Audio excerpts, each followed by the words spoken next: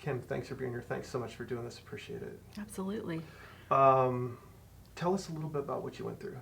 Okay.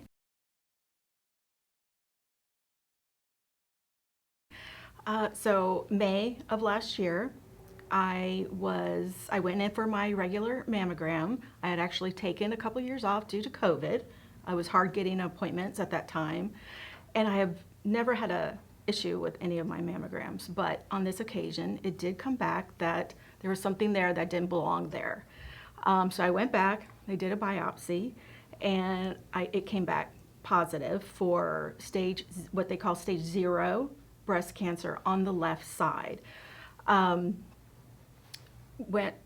to oncologists, put together a treatment plan, and part of that treatment plan is they do an MRI to check both breasts, which is in addition to the mammogram.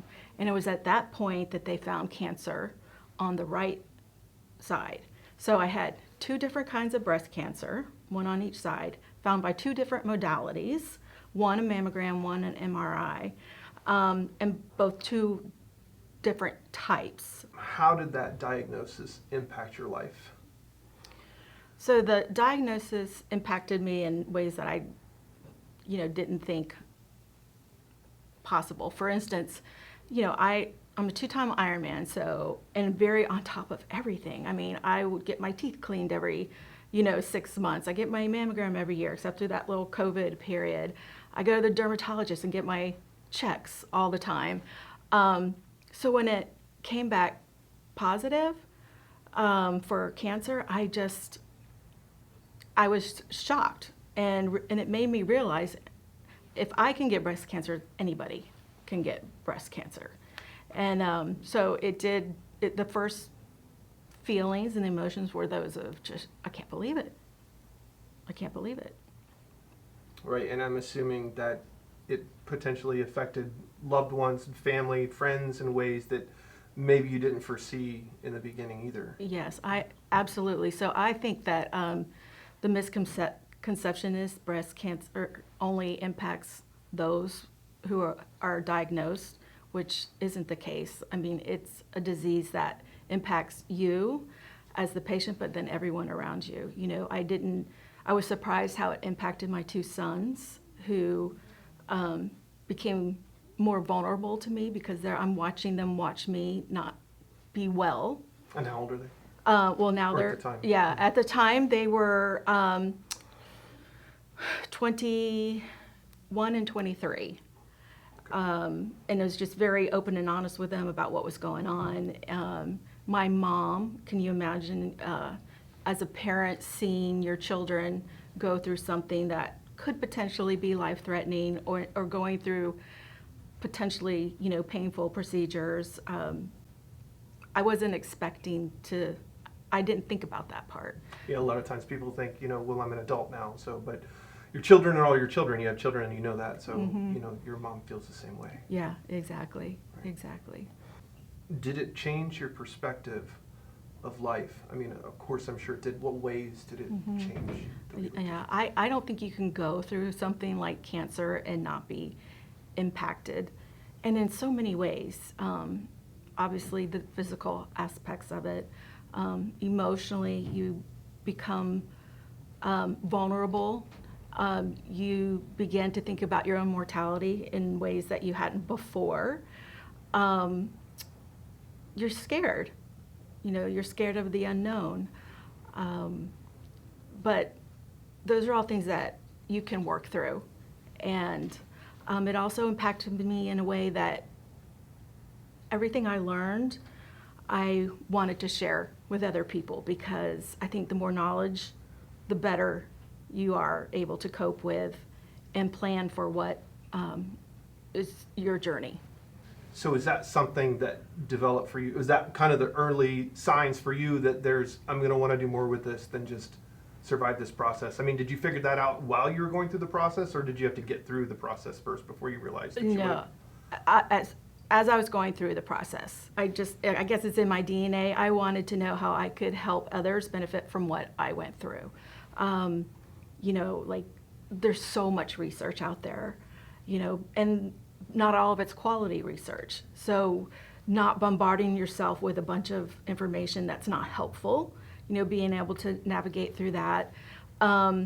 Learning to not blame myself. Like what did I do to get breast cancer? And I think it's really important that people know that they didn't do anything specific, to get this diagnosis. And it doesn't discriminate. It impacts anybody, men, women, transgender. It can impact especially women of color. It doesn't discriminate at all. And I did deal with a little bit of what did I do? What could I have done differently?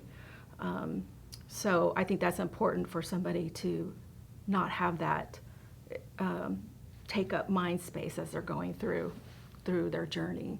And you mentioned that it doesn't care who or where, what, or what background the trend. Did you notice through your process that there are certain aspects of community, there are certain segments of communities that there's disparity in care, there's disparity in coverage, detection, learning processes? Yes, absolutely. So women of color are about 30% more likely to be diagnosed at a later stage. And there's a varied reasons for that. For instance, disparity of health care, access to quality health care, trust with their doctors. I mean, that's very important. But yes, so they're being diagnosed at a later stage. And at a later stage diagnosis, the less options you have available to combat the disease. Were there individuals that inspired you through this process? Yeah, so of course, I am very lucky to have an amazing support group. Not just my family, who, my mom and my sister are both nurses, so I was very lucky in that aspect. My boys made me laugh all the time, but my friends came out for me in a way that I never expected. And I mean, just dropping by, sending random texts, bringing me lunch, doing my laundry, just really showed up in a way that I didn't expect. And as women, we try to put everybody else first. We want to take care of everybody else before we take care of ourselves. And when you're going through treatment, you're sick. And you don't want to put anybody out. So when somebody asks you, what can I do? We tend to say, we're fine, we got it. And they didn't do that, they just did it. And that was such a blessing. That really helped quite a bit. What were some programs and services throughout that process that were exceptionally helpful for you? Mm-hmm. So this is kind of a hard one for me because okay. There are support groups and things like that are available, but I didn't take advantage of those. I didn't do that. I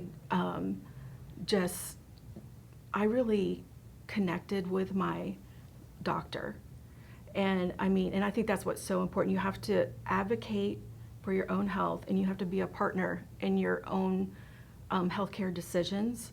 So I had complete access to my doctor. Like if I needed something, I could text him and he would respond. So I had questions about the different options. And like I said, earlier detection, more options. It could be a deep surgery. It could be a total mastectomy. It could be a lumpectomy where they take out the tumor followed by radiation. And it's a very personal decision.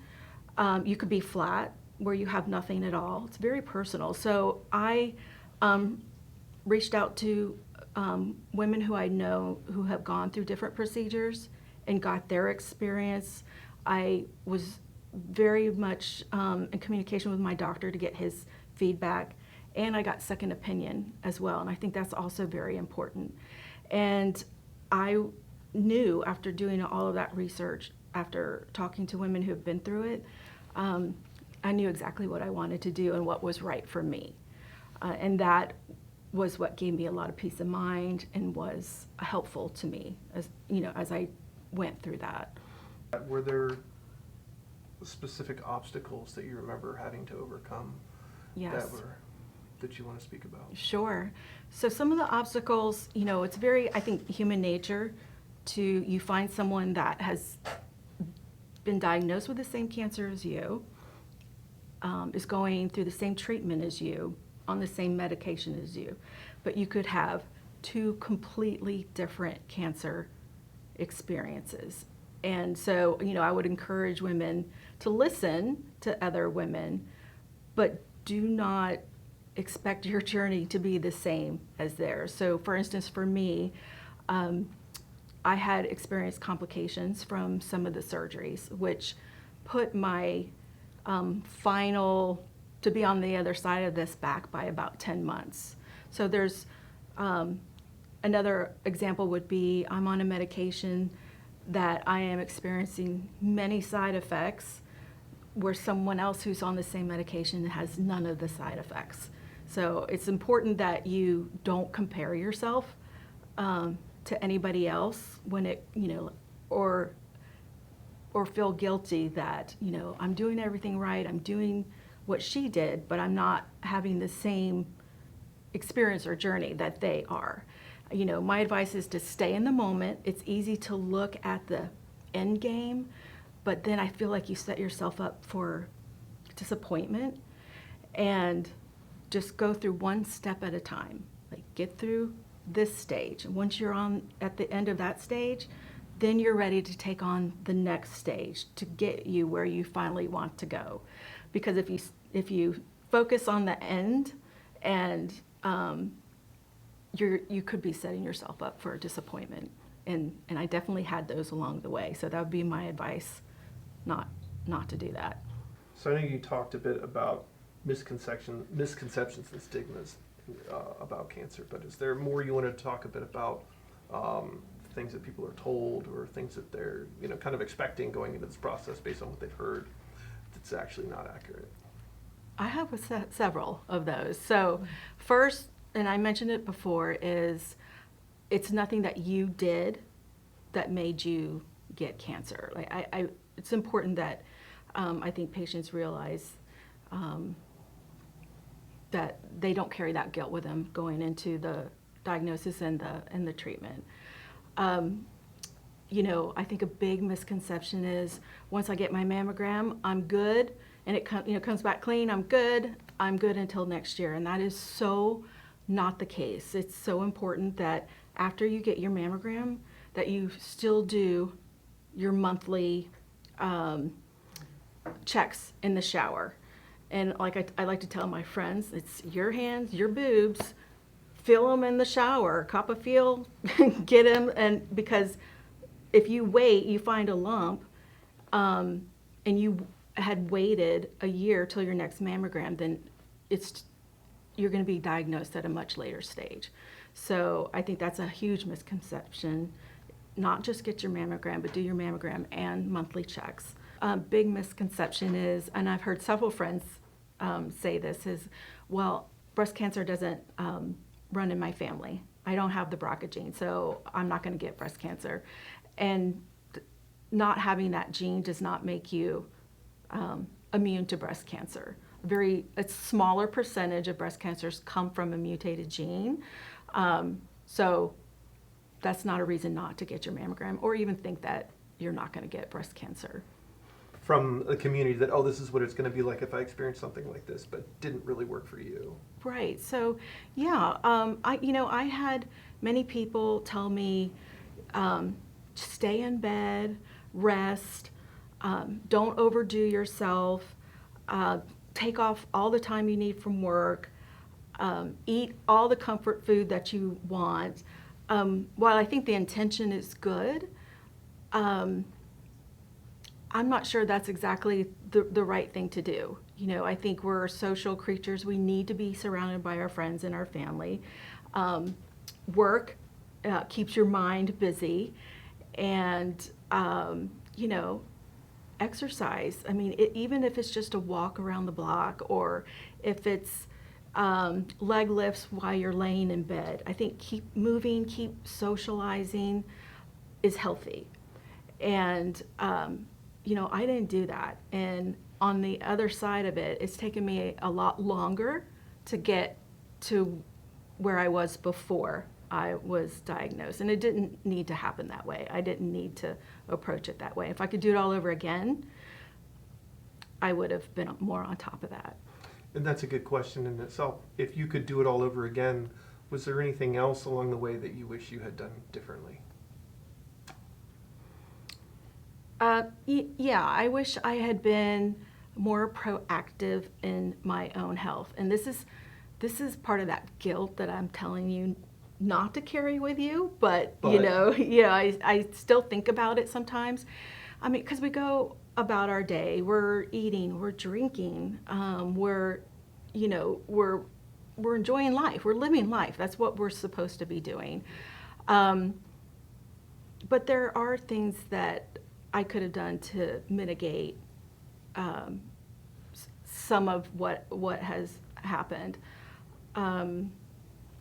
Because I can tell you, there's nothing more that you wish for more than when you're sitting across from the doctor and he says, you know, I'm sorry, but you have breast cancer. The only thing you wish for in that moment is that you wish you were healthy.